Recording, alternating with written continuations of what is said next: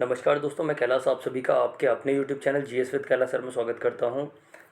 आज हम लेखपाल मुख्य परीक्षा को ध्यान में रखते हुए जो जीएस प्रैक्टिस का 8वां सेट आप लोगों के सामने लेकर आए हैं। ये सेट्स जो होते हैं ये यूपी ट्रिपल एस सी लेखपाल, PET, UP RO lower PCS, UPSI, UP police, UP TET, super TET, SSC, CGL, CHSL, MTS, army, navy, air force आदि के लिए बहुत ज़्यादा इंपॉर्टेंट हो जाते हैं। चलिए स्टार्ट करते हैं आज का सेशन। आज का पहला क्वेश्चन, अल नीनो जलधारा कहाँ प्रकट होती है? तो अल नीनो जलधारा जो है ये कहाँ प्रकट होती है? ये प्रकट होती है प्रशांत महासागर के पेरू तट पर। आंसर क्या हो जाएगा? प्रशांत महासागर के पेरू तट पर। इसका प्रकट होना या इसका इफेक्टिव होना भारत में मानसून की कमी को दर्शाता है, जबकि ला लीना का प्रभावी दिखाई देना या मजबूत दिखाई देना भारत में मानसून को मतलब जब एल नीनो जलधारा प्रकट होती है या एल नीनो जलधारा के कारण भारत में मानसून सूखा पड़ जाता है, मानसून कम आता है। ऐसे ही लालिना जब प्रभावी होती है तब मानसून अधिक आता है। इको मार्क किसी उत्पाद पर दिए गए प्रमाणन का सही चिन्ह होता है, वो उत्पाद पर्यावरणीय दृष्टि से अनुकूल है। देखेंगे अगला क्वेश्चन, तीसरा क्वेश्चन, फारस के सुल्तान मिर्जा शाहरुख के राजदूत अब्दुल रज्जाक ने किस विजयनगर सम्राट के शासनकाल में विजयनगर की यात्रा की? तो हम जानते हैं जो विजयनगर साम्राज्य था तुंगभद्रा नदी के किनारे स्थित था कर्नाटक में, और वर्तमान में इसका जो है कर्नाटक के हम्पी शहर में इसके अवशेष प्राप्त हुए हैं। तो विजयनगर साम्राज्य में 4 वंश रहे, संगम, सालुब, तुलुब और अराविडू। यहाँ क्वेश्चन पूछा गया है, फारस के सुल्तान मिर्जा शाहरुख के राजदूत अब्दुल रज्जाक ने किस विजयनगर सम्राट के शासनकाल में विजयनगर की यात्रा की, अर्थात अब्दुल रज्जाक भारत कब आया? तो ये आया था किस शासक के समय? देवराय द्वितीय के समय। तालाबों और कुओं में निम्नलिखित में से किस एक को छोड़ने से मच्छरों को नियंत्रित करने में मदद मिलती है? तो आंसर हो जाएगा गेम्बुसिया। तालाबों और कुओं में निम्नलिखित में से किसी एक को छोड़ने से मच्छरों को नियंत्रित करने में मदद मिलती है गेम्बिसुआ के द्वारा। बढ़ेंगे अगले क्वेश्चन की तरफ। गैम्बिट शब्द किस खेल से संबंधित है? गैम्बिट शब्द है ये किस खेल से संबंधित है? तो हम जानते हैं गैम्बिट शब्द जो है ये शतरंज से संबंधित है। शतरंज में जो पहला कदम चला जाता है, पहली चाल जो चली जाती है उसे गैम्बिट कहा जाता है। देखेंगे अगला क्वेश्चन, निम्नलिखित में से किसे भारत सरकार का प्रथम विधि अधिकारी समझा जाता है? भारत सरकार का प्रथम विधि अधिकारी जो होता है यह महान्यायवादी होता है। आर्टिकल 76 में इसका उल्लेख किया गया है। तो अनुच्छेद 76 में महान्यायवादी का उल्लेख है, जिसकी नियुक्ति राष्ट्रपति के द्वारा की जाती है। यह राष्ट्रपति के प्रसाद पर्यंत पद पर बना रहता है। ये भारत सरकार का प्रथम विधि अधिकारी होता है, जबकि महाधिवक्ता होता है ये राज्य सरकार का प्रथम विधि अधिकारी होता है। देखेंगे अगले क्वेश्चन को, 8 दिसंबर 2021 को 7वें डॉक्टर एम.एस. स्वामीनाथन पुरस्कार से किसे सम्मानित किया गया? तो 7वें डॉक्टर एम.एस. स्वामीनाथन के पुरस्कार से सम्मानित किया गया डॉक्टर वी प्रवीण राय को। उत्तर प्रदेश में किसान बही योजना कब लागू की गई? उत्तर प्रदेश में किसान बही योजना जो लागू की गई 1992 में। द्वितीय पंचवर्षीय योजना आधारित थी। तो हम जानते हैं द्वितीय पंचवर्षीय योजना जो 1956 से लेके 1956 से लेके 61 तक प्रभावी रही, ये कब लागू की गई? तो ये जो लागू की गई पीसी महालनोबिस मॉडल पर आधारित थी ये, और ये कब लागू की गई? 1956 से 1961। ठीक है, ये किस मॉडल पर आधारित थी? पीसी महालनोबिस मॉडल पर आधारित थी, और इसके द्वारा उद्योगों के विकास की योजनाएं बनाई गईं, उद्योगों को बढ़ावा दिया गया। मचकुंड परियोजना किन 2 राज्यों की सम्मिलित परियोजना है? तो मचकुंड परियोजना जो है ये उड़ीसा और आंध्र प्रदेश की संयुक्त परियोजना है। 2011 की जनगणना के अंतिम आंकड़ों के अनुसार भारत की औसत साक्षरता प्रतिशत क्या रही? मतलब भारत में जो पढ़े लिखे लोगों का प्रतिशत है वो क्या है? तो हम देखेंगे ये रही 73%। 2011 की जनगणना के अनुसार भारत की औसत साक्षरता प्रतिशत जो रही वो क्या रही? 73%। वर्ष 2011 के बुकर पुरस्कार से किसे सम्मानित किया गया? तो वर्ष 2011 के बुकर, देखिए 2011 नहीं होगा 2021 होगा, प्रिंटिंग में थोड़ी सी एरर है। वर्ष 2021 के बुकर पुरस्कार से किसे सम्मानित किया गया? तो डेमोन गेलगट को। ये किस देश से संबंधित हैं? South Africa. ये साउथ अफ्रीका से संबंधित हैं डेमोन गेलगट। और ये जो क्वेश्चन पूछा गया साउथ अफ्रीका के डेमोन गेलगट, और 2021 यहाँ होगा 2021। चलिए अगला क्वेश्चन देखेंगे, टोडा जनजाति कहाँ पाई जाती है? तो टोडा जनजाति जो है नीलगिरी की पहाड़ियों में पाई जाती है, नीलगिरी की पहाड़ियों में पाई जाती है। अगला क्वेश्चन, 1995 में पारित अस्पृश्यता अपराध अधिनियम को वर्तमान में किस नाम से जाना जाता है? तो 1995 में पारित अस्पृश्यता अपराध अधिनियम को वर्तमान में किस नाम से जाना जाता है? सिविल अधिकार संरक्षण अधिनियम।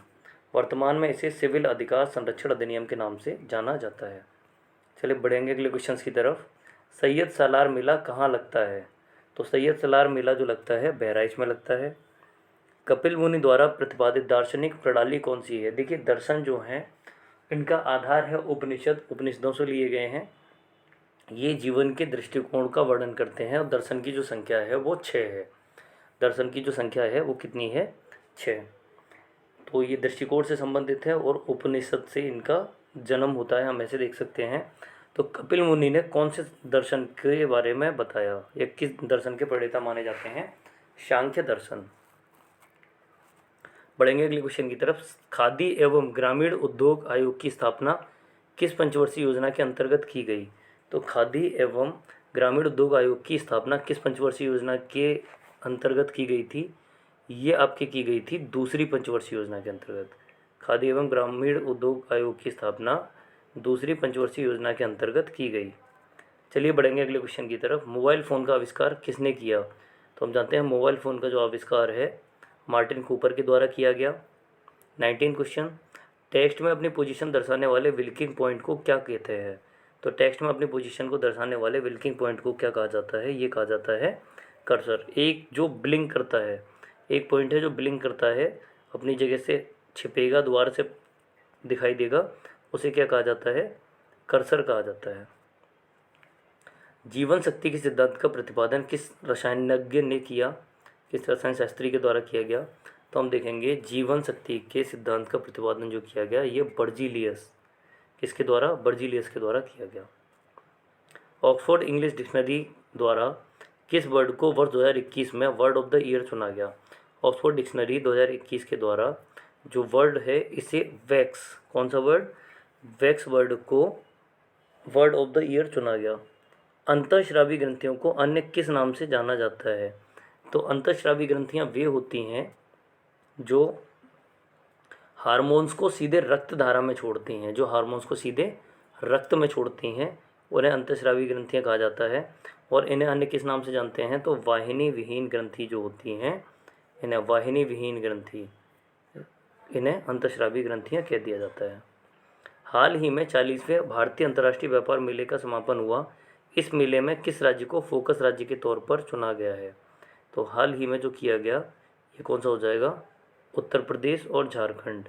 तो इस प्रकार से 40वें भारतीय अंतर्राष्ट्रीय व्यापार मेले का समापन, इस मेले में किस राज्य को फोकस राज्य के तौर पर चुना गया? ए और बी दोनों। जॉर्डन नदी कहाँ गिरती है? तो जॉर्डन जो है पश्चिम एशिया में बहने वाली नदी है और ये कहाँ गिरती है? मृत सागर में जाकर अपना पानी गिराती है। अगला क्वेश्चन देखेंगे, आज का लास्ट क्वेश्चन। भारतीय क्रांति की जननी किसे कहा गया है?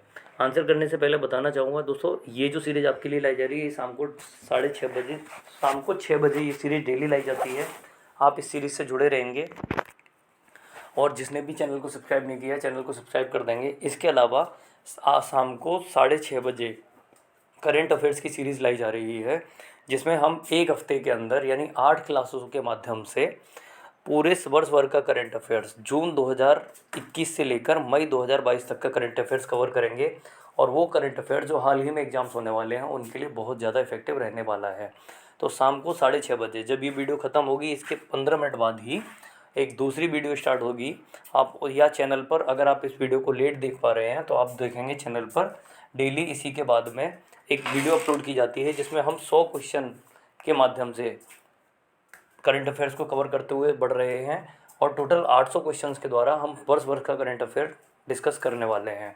तो आप वो सीरीज़ को ज्वाइन कर लीजिए, उस सीरीज़ पर ध्यान देंगे जिसका इसमें आगे थंबनेल भी लगाया हुआ है, आप देख सकते हैं उसे। भारतीय क्रांति की जननी किसे कहा जाता है? तो भारतीय क्रांति की जननी जो है मैडम भीखाजी रुस्तम कामा को कहा जाता है। इन्होंने 22 अगस्त 1907 में भारत के बाहर जर्मनी में तिरंगा झंडा भी फहराया था।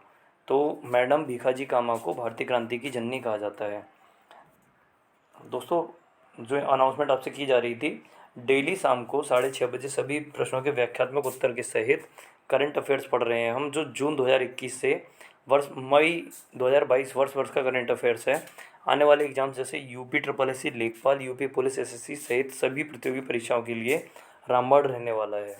तो मिलते हैं अगली सीरीज में, जो कि आपकी करंट अफेयर्स की सीरीज होगी। और ये वीडियोस आपके लिए डेली लेकर आई जाती हैं। जीएस की जो वीडियो अभी हम देख रहे हैं ये शाम को 6 बजे। इसके अलावा करंट अफेयर्स की जो सीरीज़ है शाम को 6:30 बजे। एक बार हम करंट अफेयर्स की सीरीज़ को कंप्लीट करेंगे तो उसके बाद स्टैटिक जीके का पोर्शन वहाँ पे स्टार्ट कर दिया जाएगा। स्टैटिक जीके को कवर करेंगे। तो आप जुड़े रहिए, चैनल को सब्सक्राइब कर लीजिए, वीडियो को लाइक कर दीजिए और ज़्यादा से ज़्यादा वीडियो को शेयर कर देंगे सभी लोग। चलिए तो मिलते हैं 6:30 बजे। Good evening all of you, Shubh Sandhya.